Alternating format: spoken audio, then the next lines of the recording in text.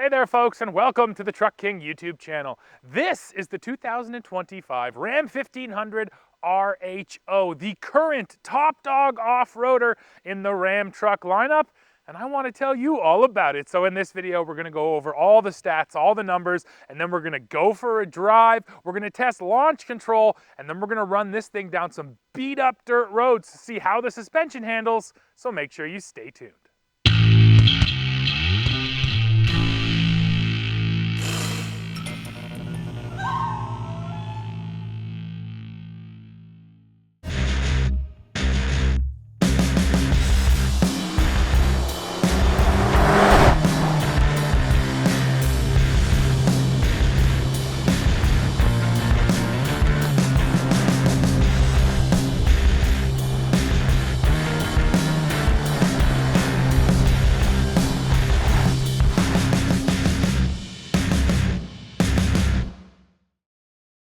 This is the heart of the beast. It's a 3-liter inline-6 turbocharged engine. It's making 540 horsepower and 521 pound-feet of torque sent through an 8-speed automatic.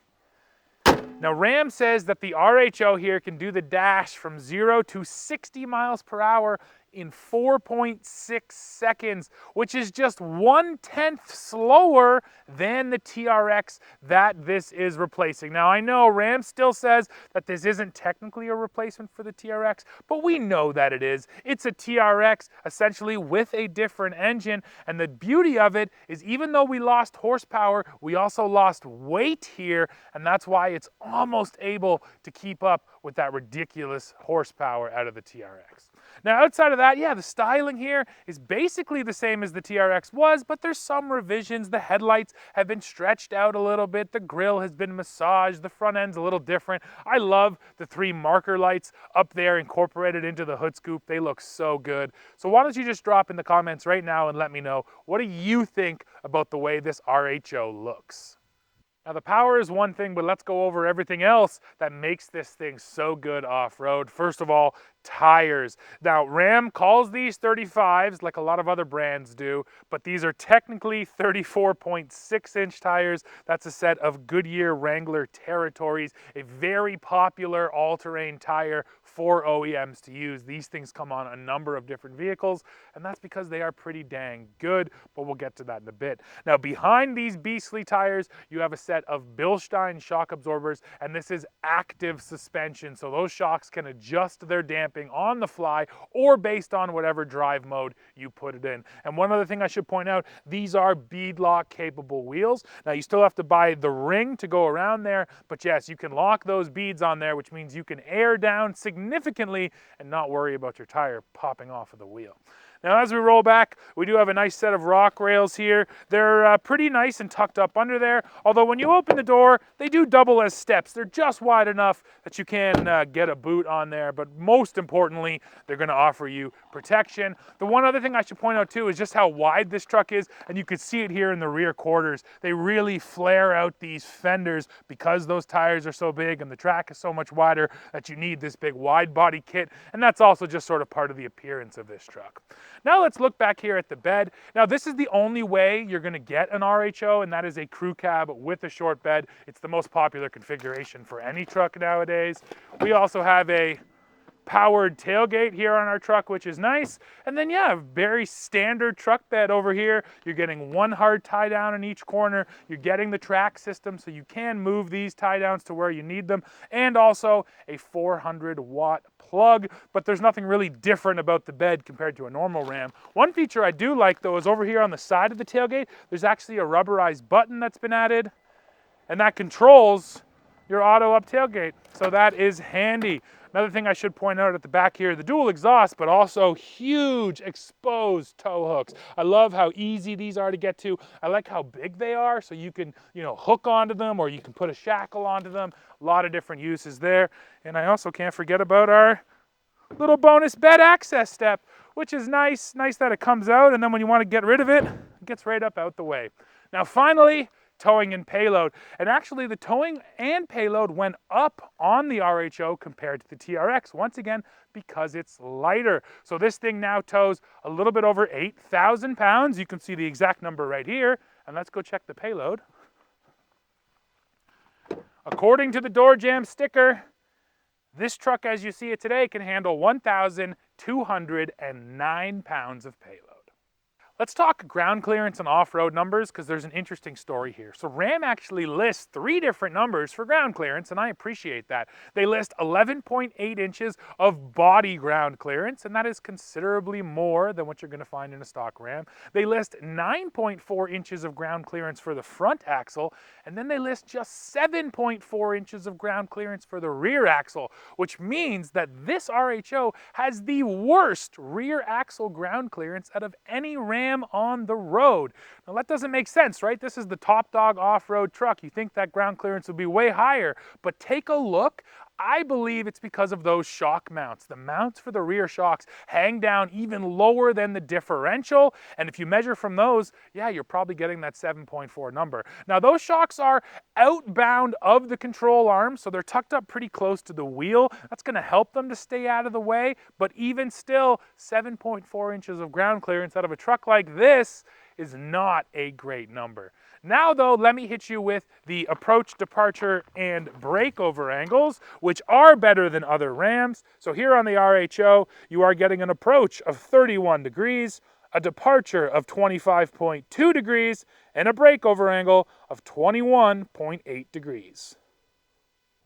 All right, folks, now time to go for a drive. And we're going to start with something fun, launch control. Now I'm here on an empty dirt road because I want to see how this thing handles launching on the dirt. So first of all, I have it in sport mode, and we're going to go over here and hit launch. Launch control enabled. Traction control on. And then it tells you exactly what to do. So apply brake pressure. And you can see too, for instance, if I turn the wheel, it says, no, steering wheel must be straight. You must be in first gear on level ground and not moving. So straighten the wheel, apply brake pressure. It actually shows you exactly how much brake pressure you're applying. And then we hold full throttle, wait for the RPM to come up, and we take off. And here's what that looks like. Launch mode, let's go.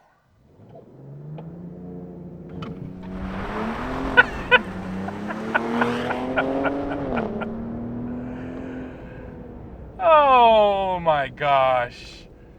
And yeah, I mean, it hits hard off the line. And what's maybe even more impressive is doing that on dirt. We definitely were spinning some tires, but it is incredibly quick how it just reins it in and gives you the appropriate amount of power and the appropriate amount of power to each wheel that it needs to go to. So even though we did spin some tires, it didn't feel like I was pulling side to side. I didn't have to steer all that much to keep this thing nice and straight. And then, yeah, it's so hard to complain about this ridiculous power here. Sure, the TRX might have felt a little bit beefier taking off, but the difference is so minuscule. And even something like the Ford Raptor R, that's another sort of super truck that does have a V8. It definitely feels quicker, don't get me wrong, but once you get into this sort of echelon of truck, they're all ridiculously quick. So I don't care if it is, 540 or 700 horsepower, it's gonna put a massive smile on your face when you hit the accelerator, and the RHO is definitely no different. So yes, power delivery is crazy, and we might as well address the sound right up front. From here inside the cabin, it does sound pretty good, especially when it's firing off those shifts, and the RHO does not use fake pumped-in engine noise like Ford uses on the turbocharged Raptor. So yes, Ram is all natural here, and like I just said, from inside the truck, I do feel like it sounds good. From outside the truck, interestingly, is where, yeah, it's not quite as beefy sounding, especially when you're just sitting there revving it, but under load, in motion, I got no real complaints about the way it sounds. Is it as deep and bellowy as a V8? No, it is not. But still, it sounds pretty good. Why don't you just let me know, what do you think about the way it sounds in the comments below?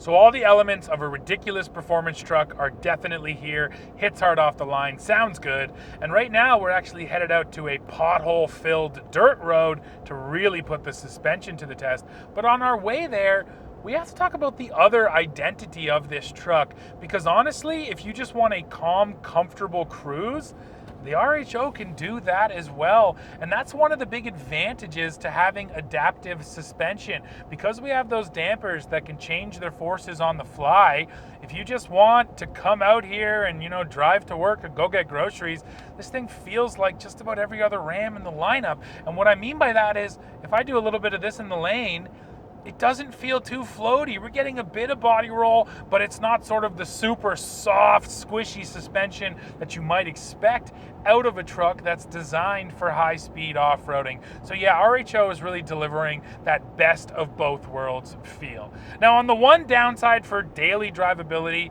is the size. Maybe this is obvious, but this thing does feel big. It feels wide. Because you're so tall too, it feels a tick bigger than your standard half ton. But outside of that, there's nothing here that would stop me from, just daily driving this truck, which is incredible when you then consider the other identity of the RHO, which is just a ridiculous off-road performance truck. And now you might be wondering, well, how much fuel does it burn? So currently we are averaging 19.9 liters per 100, call it 20 liters per 100, which is thirsty. There's no doubt about it. You can't apologize for this thing. With this amount of power, with this amount of weight, you just know it's gonna suck down the fuel. So yeah, certainly don't get an RHO for the fuel economy benefits, but I will say, compared to the TRX, compared to the Raptor R with that massive V8, it is a little bit better. And what I've been noticing, and this is very characteristic of most turbocharged engines, if you keep your foot out of it, if you're not really taking off hard from the line, you can extract decent fuel economy, which really can't be said for a V8. Once you step up, you're basically getting bad fuel economy no matter how you drive that thing. So yes, the fuel economy benefit here compared to a V8, it's there, it's tangible, but overall, it's still going to be visiting the gas station quite a bit.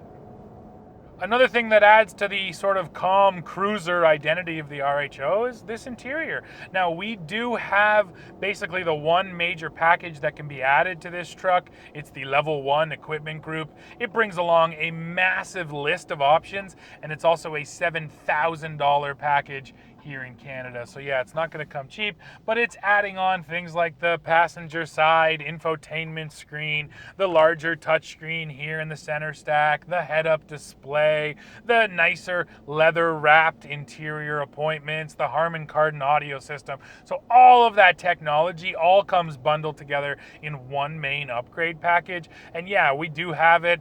And look at it in here. It's pretty much a gorgeous luxury interior. So no complaints about, how nice it is inside. I do have complaints about the price, but we'll get to that in just a little bit.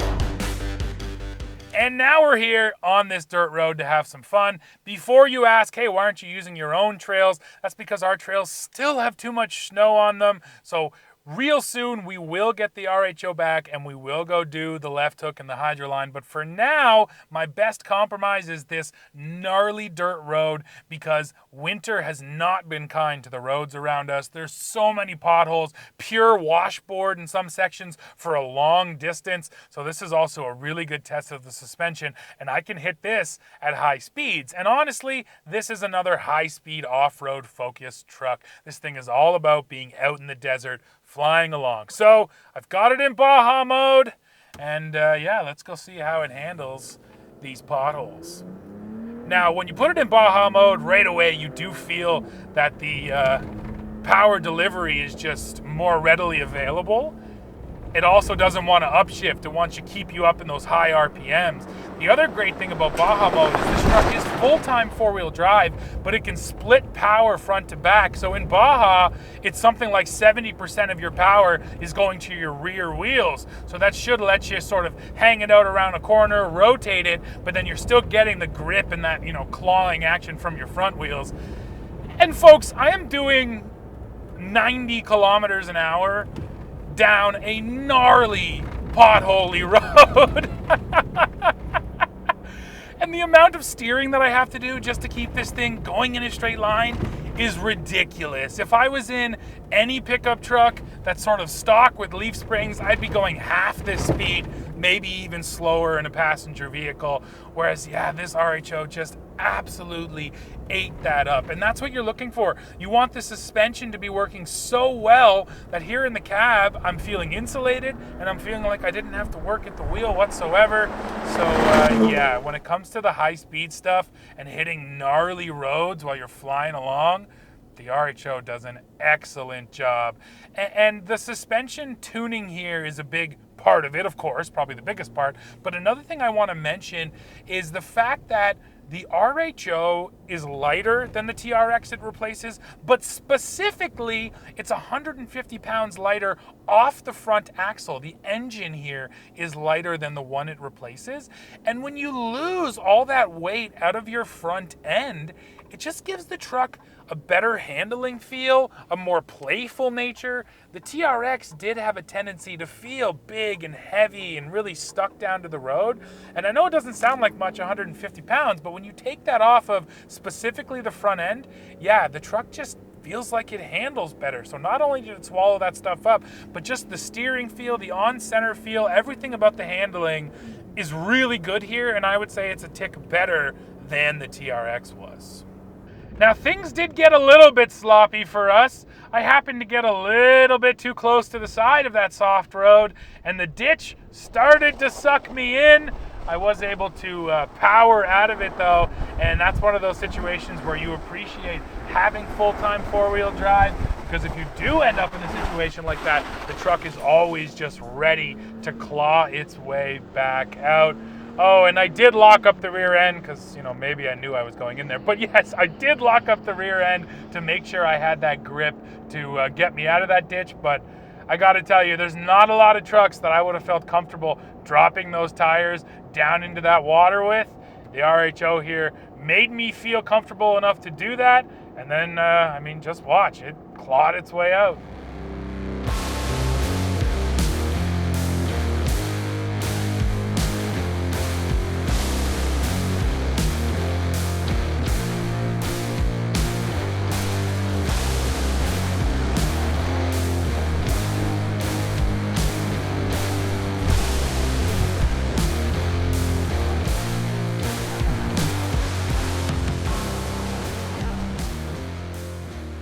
Well, now I've pretty much demonstrated, everything I wanted to with this truck, and what can I say? I've had a smile on my face all day. This thing is so fun to drive because it's just ridiculous at how good it is at doing everything. But now I do have to get to, I think, my biggest complaint, which is the price. And this is actually a bit of a nuanced story because it's different north and south of the border. In the United States, they put the starting price on this truck at $70,000. And then, yeah, you can add on the options package that I mentioned and a few other things, so it can quickly climb north of 80 grand. But that actually feels like a reasonable value when you consider that at that price point, you're comparing it to a ZR2 and a TRD Pro and some of those other off-road trucks. And frankly, this feels like it offers more. And then same with the Ford Raptor. And it's undercutting a Raptor R, and it doesn't feel quite as crazy as a Raptor R, but it's not that far off either. So yeah, in the States, I'm happy with the price point. I think Ram did a great job, and Stellantis and Ram right now, they need to be selling trucks because they're coming off a really bad year. So the strategy made a lot of sense. In Canada, the truck still feels way overpriced. The one you're looking at in this video as it sits has an MSRP of $130,000. Starting price is a little under 120 grand.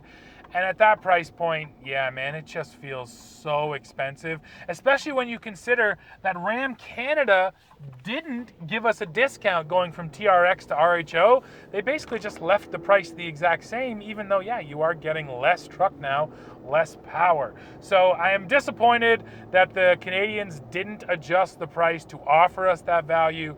I think the biggest reason why is probably because we're going to have limited amounts of these trucks available in Canada, period. And when a brand knows that they're already going to be limited, well, then the demand is probably enough to sell that limited supply of trucks, in which case you might as well charge as much as possible. I'm sure that's where they're coming from. The only caveat I have to mention is that when I was on the Ram Canada website doing the build-in price, they already have a $9,000 incentive on this truck, and it's surprising to see an incentive on such an expensive limited availability truck. So yes, and that number changes day to day, dealership to dealership, so it might not be exactly $9,000, but still nice to see that at least they're offering some type of discount from the corporate level. But all of that is to say that feels like a good value for the RHO in the United States, and here in Canada it feels way overpriced. Well, folks, we've come to the end of this one, and I've got to tell you, this smile has been plastered on my face all day because driving this Ram RHO is just so much dang fun. Now, sure, it's not the grumble of a V8, and yes, it's way too expensive here in Canada, but if you can get over those things, this truck is going to deliver thrilling drives for many miles to come. So yeah, folks, that's the end of this one. Now, please go below, leave me a comment, let me know what you think about the RHO. While you're down there, don't forget to hit like, hit subscribe, hit join to become a member, and then come right back here to Truck King to see what we're testing next. See ya!